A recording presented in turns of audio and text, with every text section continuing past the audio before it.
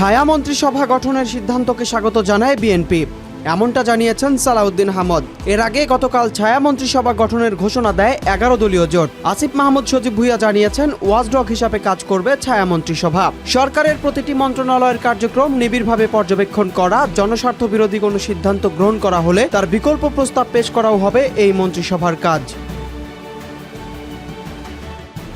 11 দলীয় জোটের পক্ষ থেকে বলা হয়েছে, তারা রাজপথের পাশাপাশি নীতি নির্ধারণী ক্ষেত্রেও শক্তিশালী বিরোধী শক্তির ভূমিকা পালন করতে চায়। বিশেষ করে সুশাসন ও স্বচ্ছতা নিশ্চিতে এই শ্যাডো ক্যাবিনেট নিয়মিত বিকল্প বাজেট এবং মন্ত্রণালয় ভিত্তিক পারফরম্যান্স রিপোর্ট জনগণের সামনে তুলে ধরবে।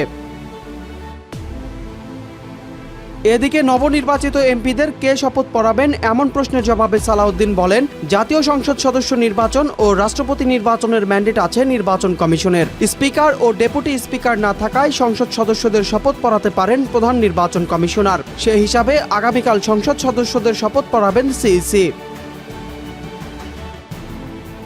একই সঙ্গে সংস্কার পরিষদের শপথ পড়ানোর বিষয়ে বলেন, বিদ্যমান সংবিধানে সংবিধান সংস্কার পরিষদের শপথ পড়ানোর এখতিয়ার নেই সিইসির।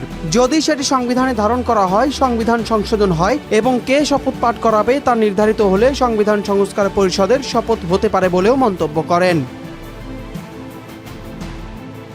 এছাড়া আমির খসরু মাহমুদ চৌধুরী বলেন, দেশের অর্থনীতি, শিক্ষা ও চিকিৎসা সহ সকল বিভাগ ভেঙে পড়েছে এবং দেশ বড় চ্যালেঞ্জের মুখে রয়েছে। খসরু বলেন, দেশের সকল বিভাগেই চ্যালেঞ্জ রয়েছে, অর্থনীতি, শিক্ষা, চিকিৎসা সহ সব ব্যবস্থা ভেঙে গেছে। তবে নতুন সরকারে কে কোন মন্ত্রণালয় পাচ্ছেন সে বিষয়ে কিছু এখনো জানেন না বলেও জানান তিনি।